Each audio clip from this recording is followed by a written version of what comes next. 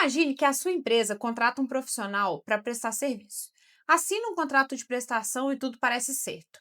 Até o dia em que esse profissional entra com uma reclamação trabalhista pedindo o reconhecimento do vínculo empregatício. Mas quando o processo começa, a sua empresa descobre que o contrato de prestação de serviço que assinou não valeu de nada.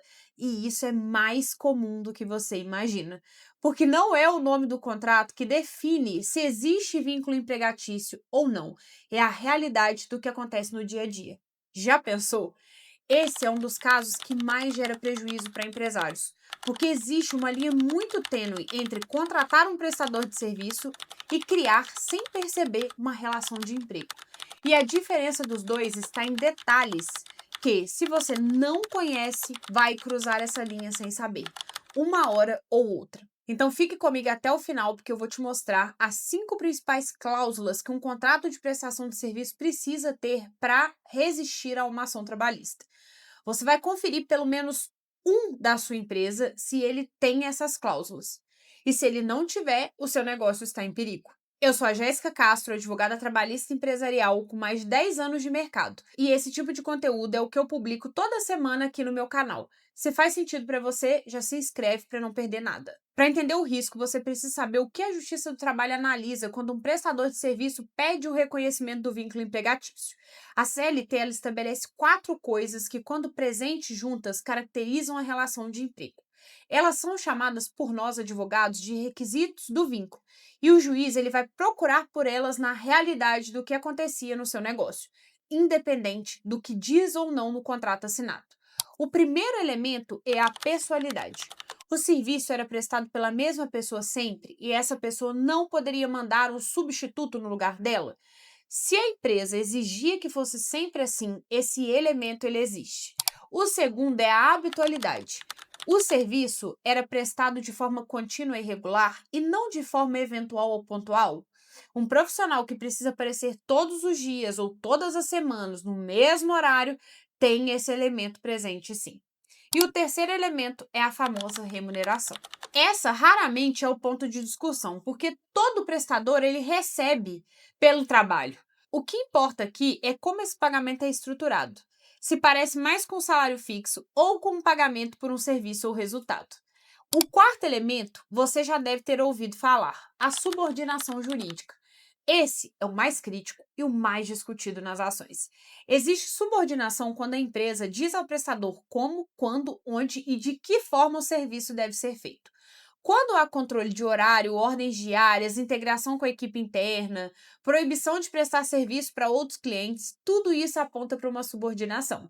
Então, se esses 4 elementos estiverem presentes no caso, o juiz ele pode sim reconhecer o vínculo, independente do contrato assinado. Agora que você já sabe o que o juiz vai procurar, precisa entender onde a maioria dos contratos de prestação de serviço falha na prática. Porque não é só a intenção da empresa que está em julgamento, mas o comportamento cotidiano. Eu vou te mostrar uma situação que acontece com frequência e que transforma um contrato de prestação de serviço em uma relação de emprego não declarada. Caso você consiga, vai conferindo um contrato seu aí. Situação 1. O prestador ele tem horário fixo determinado pela empresa.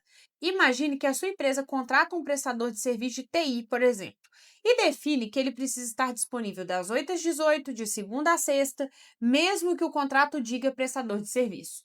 Esse controle de disponibilidade aponta diretamente para a subordinação.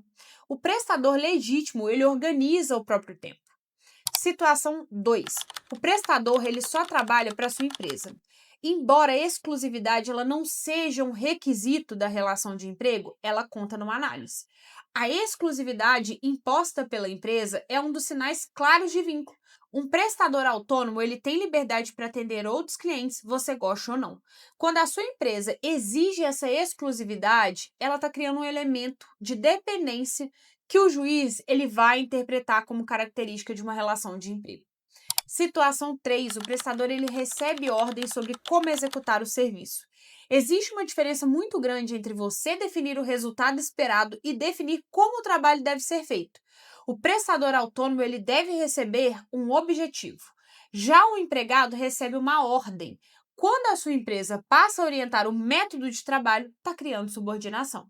E a situação 4, o pagamento é mensal e fixo, sem relação com o serviço entregue. Isso em si não é um problema, mas a forma como você constitui isso pode ser um problema dependendo de como é feito.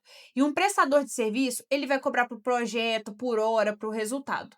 Quando você paga ali um valor fixo mensal, que não tem relação direta com o volume ou com a entrega do serviço, isso se aproxima muito de um salário. E o juiz, ele vai levar isso em consideração. Percebe que em todas essas situações o contrato de prestação de serviço ele pode existir, ele pode estar assinado, mas o que acontece na prática vai prevalecer sobre o que está escrito no papel. Isso não é uma regra desnecessária, é só a lei. Se você já viveu alguma dessas situações ou está vivendo agora, deixe uma curtida nesse vídeo para eu saber ou coloque nos comentários. Agora, eu vou te apresentar as 4 cláusulas que fazem a diferença quando o contrato de prestação de serviços chega na Justiça do Trabalho e que os seus precisam estar em dia.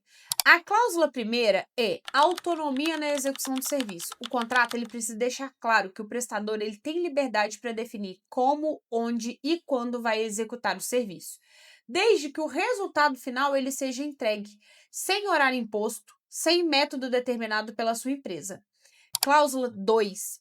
Possibilidade de substituição. O contrato ele deve prever que o prestador ele pode indicar outro profissional qualificado para executar o serviço quando houver necessidade. Isso afasta a pessoalidade. E se a sua empresa aceitar qualquer profissional indicado pelo prestador, o vínculo com aquela pessoa específica é muito mais difícil de ser reconhecido. Cláusula 3. Pagamento vinculado ao serviço ou resultado. Em vez de um valor fixo mensal, o contrato ele deve prever o pagamento por projeto, por hora trabalhada ou por entrega específica. E essa vinculação ela deve estar clara ao contrato e refletida nas notas fiscais emitidas. Cláusula 4. Responsabilidade pelo resultado e não pelo processo. A sua empresa ela deve contratar o resultado, não o método. O contrato ele deve deixar claro que cabe ao prestador definir como vai alcançar o objetivo contratado e que você não interfere no processo de execução. Mas lembre, essas cláusulas só protegem a sua empresa se a realidade do dia a dia for coerente com o que está escrito. De nada adianta ter um contrato impecável se na prática é outra coisa. Combinado?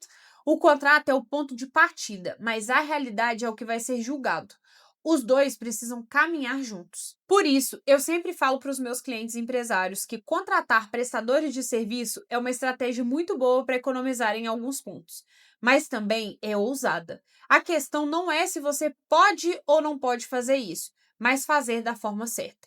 O empresário que entende esses requisitos consegue estruturar a relação com o prestador de forma que protege a empresa e respeita a lei. E quando uma reclamação trabalhista aparecer, o contrato e a realidade vão contar a mesma história. Então, se você tem prestadores de serviço na sua empresa hoje, deixe nos comentários.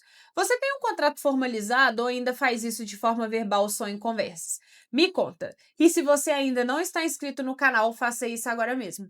Toda semana tem conteúdo novo que pode fazer diferença para o seu negócio. Te espero semana que vem.